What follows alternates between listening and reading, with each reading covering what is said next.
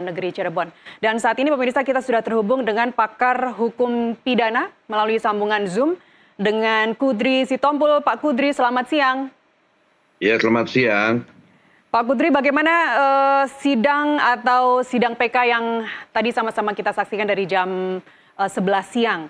Apa yang Anda tangkap dari pernyataan atau pembacaan memori PK dari yang dibacakan oleh kuasa hukum Sakatata? Silakan. Ya, itu kita bisa lihat bahwa yang diajukan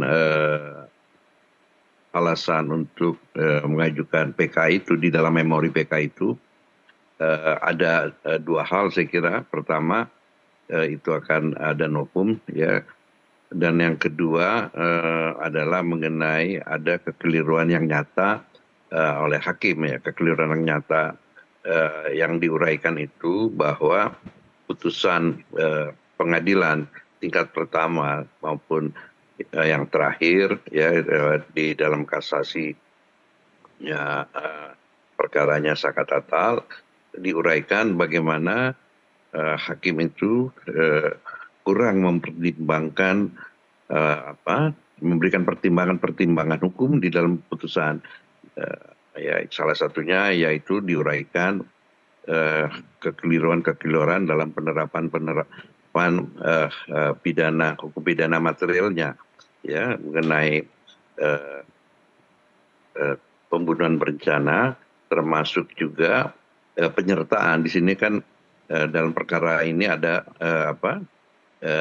penyertaan, yaitu adanya pelaku tindak pidana lebih dari satu orang, satu diantaranya itu adalah Sakatatal yang masih di bawah umur. Jadi menggunakan hukum acara yang terpisah dari yang 7 yang lainnya. Jadi itu saya kira alasan-alasan yang dikemukakan, ya, untuk sementara menurut saya. Pak Kudri, Ya.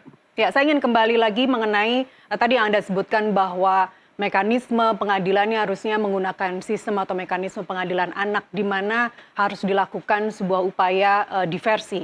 Tapi kemudian kepolisian mengatakan bahwa selama sidang digelar, Sakatatal yang saat itu masih berusia 15 tahun dalam pengadilan anak, umur 15 tahun masih disebut sebagai anak berhadapan dengan hukum, harus didampingi oleh kedua orang tua. Apakah itu tidak cukup? Ya, jadi itu kan mengenai hukum acara peradilan anak yang tadi juga dikemukakan oleh penasihat hukumnya Sakatatal. Jadi mengenai hukum materialnya, ya, mengenai pembuktian pembunuhan berencana bersama-sama, penyertaannya diuraikan bahwa tidak diuraikan peran apa yang dilakukan oleh Sakatatal, ya kan, dan siapa pelaku-pelaku yang lain, dan siapa tokoh atau pelaku yang utama yang menjadi katakanlah, ya, menjadi intelektual provokatusnya itu.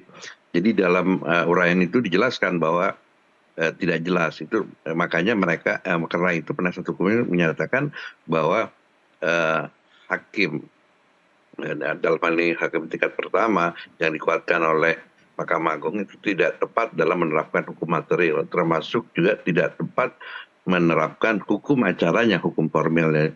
Nah, yang kita tunggu sekarang itu kan ada ahli, ya, ahli untuk menguatkan argumentasi atau, ya, katakanlah, ya, itu yang disebut alasan-alasan hukum, ya, argumentasi hukum yang diajukan oleh pemohon itu. Saya kira tadi ada beberapa ahli, ya, diantaranya satu mantan Wakapolri, satu mantan Kabar Reskrim, beberapa ahli guru besar pidana, termasuk juga ahli psikologi forensik, ya, saya kira itu. Nah, itu nanti kita belum dengar keahliannya itu, keterangan-keterangan itu. Jadi ini saya kira sidangnya mungkin tidak bisa 1 hari, ya, mungkin bisa paling sedikit 2 hari. Setelah itu kan nanti termohon kasasi, ya, dalam hal ini penuntut umum atau kejaksaan ini diwakili oleh Kejaksaan Negeri Cirebon Baik. untuk mengajukan kontra memori kasasi. Baik, Pak Kudri, apa yang bisa diharapkan dari para ahli yang diajukan oleh tim kuasa hukum? Tadi juga Anda sebutkan ada mantan Kabareskrim, ada mantan Wakapolri, kemudian ada ahli-ahli hukum pidana, kemudian juga ada psikolog forensik. Apa yang diharapkan? Misalnya kalau kita bicara terkait psikologi forensik ya, psikolog forensik Reza Indragiri yang akan dihadirkan sebagai ahli oleh tim kuasa hukum.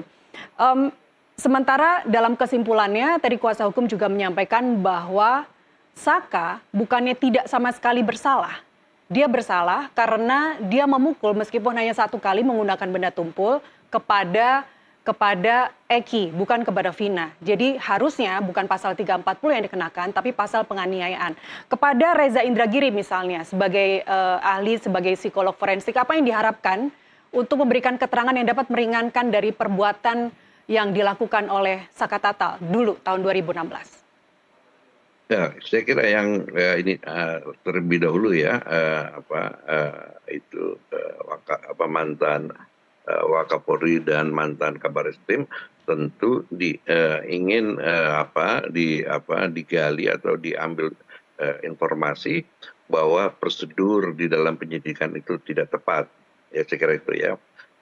Kemudian tentunya maksudnya bahwa pemberkasannya itu ada cacat hukum ya, pemberkasan di tingkat penyidikan, ya kan.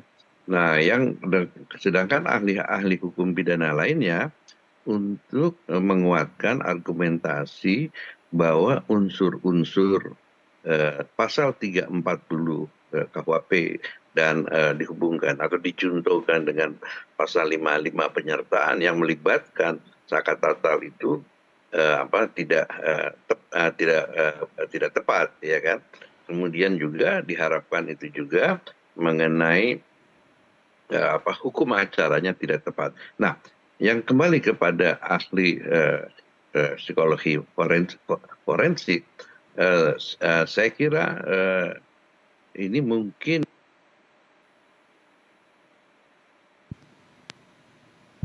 Pak Kudri, audio Anda ya, tidak terdengar. Saya kira ya, karena boleh diulang Pak? Saya melihat diharapkan dari ahli psikologi forensik itu adalah mengenai hukum perlindungan anaknya itu ya tidak dilaksanakan gitu ya. Jadi saya kira dari itu ya, karena Dr. Reza Indragiri itu ya saya kira dalam konteks ini kan bukan mengenai kejiwaan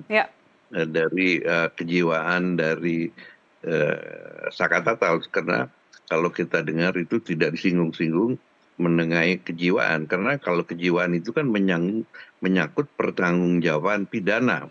Kira-kira apakah memang Saka Tatal itu secara kejiwaan itu tidak bisa diminta pertanggungjawaban pidana, tapi saya kira itu tidak. Meskipun polisi juga mengatakan sejak awal Saka Tatal ini dalam memberikan keterangan berbelit-belit itu tidak menunjukkan ada kondisi khusus dari psikologisnya? Saya kira itu tidak ya. Itu kalau berbelit-belit itu kan biasanya bahwa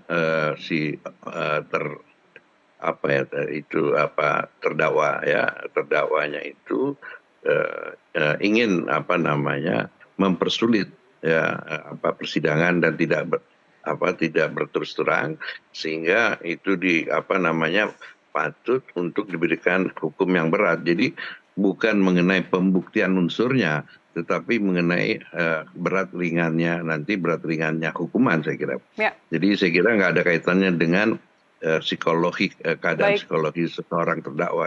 Tapi kan kita tahu bahwa Dr. Reza Indragiri ini kan banyak menyinggung soal hukum perlindungan anaknya. Baik, Pak Kudri, dalam hukum pidana, bagaimana sebenarnya pedoman pelaksanaan dari diversi? Apa yang seharusnya dilakukan oleh hakim? Tentu kita berharap karena ini semua kasusnya akan dibuka, mulai dari nol lagi, apa yang seharusnya dilakukan oleh hakim nantinya? Ya, kalau menurut hukum perlindungan anak dihubungkan dengan Undang-Undang Peradilan Anak, maka itu dilakukan apa namanya pertemuan musyawarah antara anak yang berhadapan dengan hukum dengan korban, keluarga korban.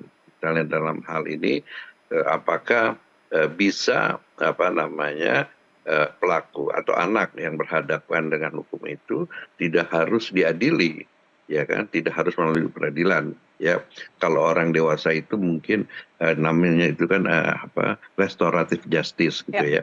Jadi restoratif justice untuk apa, peradilan anak gitu, hukum perlindungan anak. Jadi intinya itu adalah musyawarah antara anak yang berhadapan dengan hukum atau ya. keluarganya berhadapan dengan eh, korban atau keluarganya korban. Apakah eh, anak yang berhadapan dengan hukum itu tidak harus diadili, misalnya. Ya misalnya diberikan tindakan-tindakan lain, misalnya tindakan-tindakan korektif yang lain, misalnya dijadikan apa, anak negara dan seterusnya gitu ya. Baik, Pak Kudri, ini peristiwanya sudah post factum. Saka Tatal sudah menjalani masa hukumannya dari 8 tahun, dikurangi remisi menjadi 3 tahun 8 bulan. Sekali lagi ini sudah post factum, apa yang nanti harus dilakukan oleh, kan kita sudah tidak lagi bicara pengadilan anak dalam hal ini.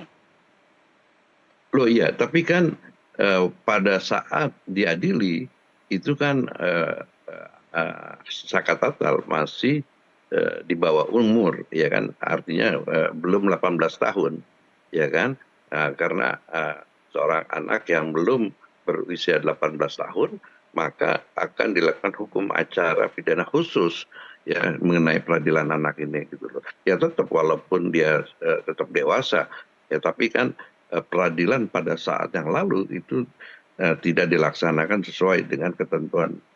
Nah, ya, saya kira itu yang apa namanya poinnya, dan yang diharapkan dari Saka Tatal ini tentu selain merehabilitasi nama baiknya, tentu Saka Tatal ini ingin apa namanya menuntut ganti rugi karena hak-hak Baik, kebebasan dia itu diambil selama 8 tahun. 8 tahun apa 7 tahun saya lupa ya 8 tahun putusannya. putusannya Ya. hanya menjalani 3 tahun 8 bulan dipotong remisi. Tapi kita nanti akan ke situ Pak Kudri, kita akan bicara terkait rehabilitasi dan ganti rugi. Hari ini Saka Tatal menghadiri sidang PK hadir fisik. Apakah ini juga sebenarnya kalau kita mengacu pada Undang-Undang Pengadilan Anak karena peristiwanya tahun 2016 yang bersangkutan masih berusia 15 tahun, apakah memang itu dibenarkan? Nah, ini perlu dipahami ya bahwa sidang pemeriksaan ini bukan pemeriksaan peradilan PK-nya, bukan. Ini kan pemeriksaan mengenai kelengkapan permohonan PK. Jadi ini bukan persidangan peradilan, suatu peradilan. Dan itu yang pertama. Yang kedua, bahwa Saka Tatal ini dalam sidang pemeriksaan PK ini kan dia bukan anak-anak lagi. Jadi apa namanya ini adalah berlaku hukum acara untuk orang dewasa karena sudah dewasa pada saat ini ya. Jadi bukan apa namanya peradilan di tingkat pertama. Yang dimaksud dengan peradilan anak itu tentu adalah Baik. waktu apa, peradilan di tingkat pertamanya. Baik, artinya nanti ketika di pengadilan tingkat pertama, Saka Tatal bisa hadir secara fisik tanpa didampingi oleh orang tuanya karena sekali lagi dia bukan lagi seorang anak yang berhadapan dengan hukum. Ya pada saat ini, ya pada Ya, saat ini. baik. Terkait dengan rehabilitasi dan ganti rugi, ini sebelumnya Pak Kudri, apakah Anda yakin PK-nya Saka Tatal akan dikabulkan? Ya kalau saya mendengar, ya ini saya tidak secara apa teliti dari awal sampai akhir, saya itu beberapa ini ya, saya mendengar bagian mungkin sepertiga terakhir dengan kesimpulannya dengan ini. Dan bergantung nanti juga keterangan para ahli ya itu, dan adanya novumnya ya, saya kira untuk sementara pendapat saya ini sih beralasan nanti ya hakim apa hakim PK yaitu di Mahkamah Agung, hakim agung itu apa namanya mengabulkan permohonan PK tersebut. Baik. Jika PK dikabulkan, maka Saka Tatal harus dikembalikan haknya sebagai warga negara, sebagai citizen. Bagaimana proses atau mekanisme sistem rehabilitasi, dan nanti kita bicara terkait dengan ganti rugi berapa besaran yang harus diajukan begitu. Saat ini Saka Tatal sudah bebas, bagaimanapun stigma, bagaimanapun kondisi selama menjalani hukuman kemarin di penjara adalah sesuatu yang luar biasa untuk seorang anak yang saat itu berusia 15 tahun. Bagaimana mekanisme rehabilitasi nantinya, Pak Kudri? Nanti mekanismenya itu kan berupa putusan PK-nya, ya, dengan dinyatakan bahwa Saka Tatal ya, dinyatakan bebas, ya, bebas dalam hal ini tentu bebas murni. Ya, ya, bebas murni, dan dinyatakan dan direhabilitasi nama baiknya itu, ya. Jadi prosedurnya itu ya berupa putusannya hakim PK itu nanti gitu loh. Ya, beda nanti dengan penuntutan ganti rugi. Nah, di dalam KUHP itu memang ada bab khusus mengenai ganti rugi, tapi itu kan belum ada peraturan pelaksanaannya, ya kan. Nah, bisa saja mekanisme ganti rugi itu dilakukan melalui gugatan perdata gitu, ya, artinya bukan bersamaan dengan perkara pidananya, karena sampai saat ini, ya kan, ganti rugi, mekanisme ganti rugi itu dalam putusan itu harus dilakukan melalui pra peradilan, ya. Jadi salah satu kewenangan hakim pengadilan negeri dalam pra peradilan itu adalah melakukan permohonan ganti rugi, ya. Jadi biasanya memang kan orang mengajukan pra peradilan itu kan karena ingin membatalkan penyidikan yang menuntut dilakukan diterbitkannya surat penghentian penyidikan, ya, SP3 itu, dan dimintakan rehabilitasi dan ganti rugi. Tapi dalam kasus ini kan bukan melalui prosedur pra peradilan, yaitu karena melalui pemeriksaan peninjauan kembali. Nah, dengan demikian maka mau tidak mau harus ada satu prosedur tersendiri, yaitu mengajukan permohonan ganti rugi melalui acara pra peradilan. Baik, Pak Kudri, bukankah akan lebih, kalau tadi Anda mengatakan harus melalui proses perdata ataupun pra peradilan, bukankah kita bisa menggunakan KUHP pasal 95 ayat 95 pasal 1? Maksud saya pasal 95 ayat 1 tentang aturan besarnya pembayaran ganti rugi, meskipun ya sekali lagi kita bicara ini nominal yang kecil begitu. Paling sedikit Rp500.000 dan paling banyak 100 juta. Bagian atau pasal KUHP mana yang harus kita gunakan untuk ganti rugi, penyesuaian ganti rugi? Ya, itu yang saya katakan tadi, belum ada peraturan pelaksanaan mengenai gabungan permohonan pra peradilan dengan permohonan ganti rugi gitu loh. Ya, mengenai jumlahnya, ya, seingat saya itu ada surat edaran Mahkamah Agung, itu yang kurang lebih seingat saya bantu mengingatkan Pak Kudri, apabila mengakibatkan luka berat atau cacat sehingga tidak bisa melakukan pekerjaan, besar ganti kerugian adalah paling sedikit 25 juta, paling banyak 300 juta. Sedangkan yang mengakibatkan kematian, ganti rugi paling sedikit 50 juta dan paling banyak 600 juta. Dan ini semua ada termuat dalam KUHP pasal 95 ayat 1. Ya, itu kan yang KUHP, itu kan ada surat edaran Mahkamah Agung yang mengenai jumlahnya diperbaiki. Saya kira jumlahnya itu lebih besar dari apa yang disebut di dalam KUHP itu, ya. Jadi saya lupa berapa, tapi kurang lebih paling maksimal itu ratusan juta, gitu ya. Tidak sampai. Nah, itu kan mekanisme pidana. Tapi kalau dia kan tidak ada halangan bahwa katakan si korban atau yang katakan si korban itu mengajukan permohonan gugatan perdata, kan tidak ada halangan. Ya, Jadi itu dilakukan terpisah prosedurnya. baik.